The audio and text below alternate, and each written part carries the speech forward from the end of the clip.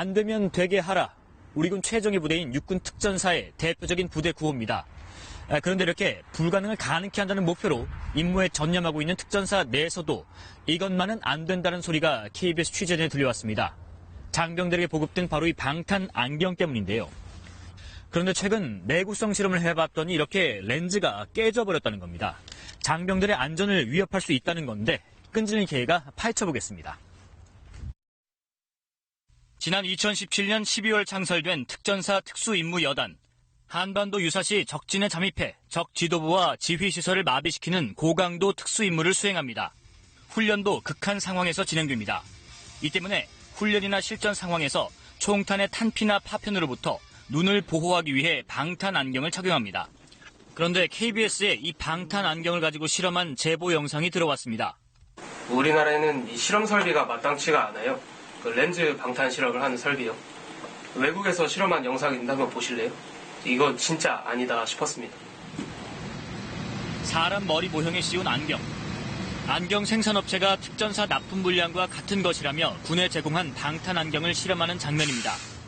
전문 실험 장비에 규격화된 발사체를 끼워 넣고 버튼을 누르면 안경을 향해 날아갑니다. 실험을 마친 방탄 안경을 살펴봤습니다. 군의 요구 조건에 따르면 안경은 깨지면 안 되는데도 뚫리고 깨진 흔적이 역력합니다. 색깔만 다른 같은 제품의 경우 투명 렌즈보다 더 심하게 깨진 데다 안경테까지 날아가 버립니다. 동일하게 실험한 미군용 제품의 경우 렌즈 겉에 흠집이 갈 뿐 뚫리거나 깨지지 않습니다. 군이 요구한 구매 요구서에는 MIL PRF, 미국 군사 규격의 충격 수준을 충족해야 한다고 나와 있습니다. 규격화된 발사체를 640피트/세크, 그러니까 약 시속 702km 이상의 속도로 렌즈에 쐈을 때 버텨줘야 하는 겁니다.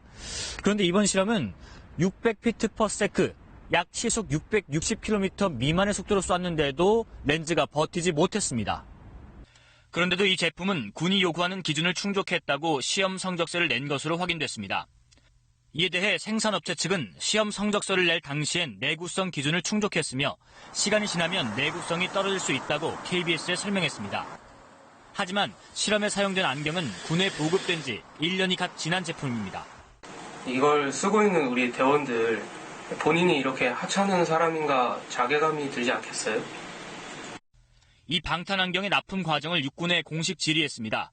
육군은 시험 성적서를 확인했고 계약과 납품 절차상에도 문제가 없었다는 입장입니다.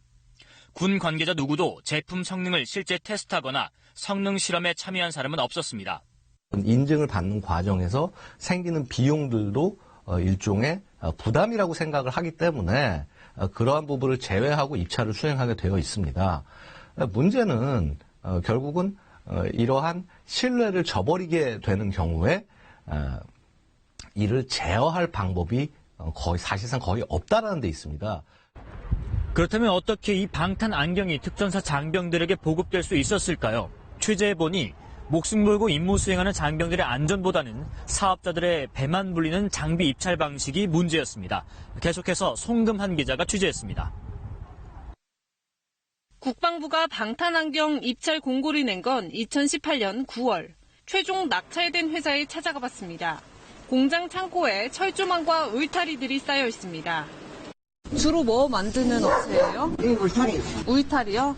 안경도 만드시나요? 아니, 안경은 울타리를 만드는 업체가 국방부 방탄안경 낙찰을 받은 뒤 중개업자를 통해 다시 안경 제조업체를 물색한 겁니다.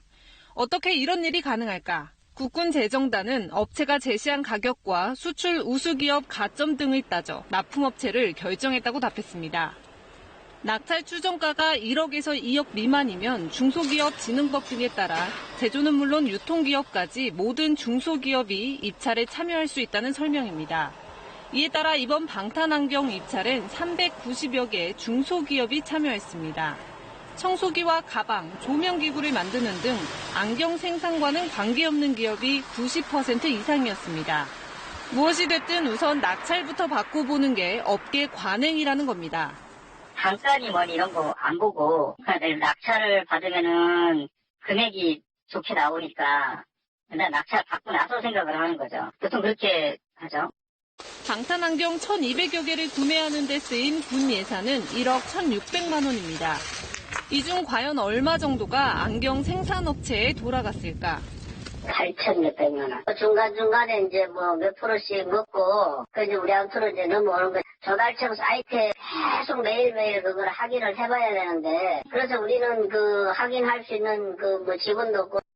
국방 전자조달 시스템에 올라오는 이런 경쟁 입찰건은 한 해 수천 건이 넘습니다.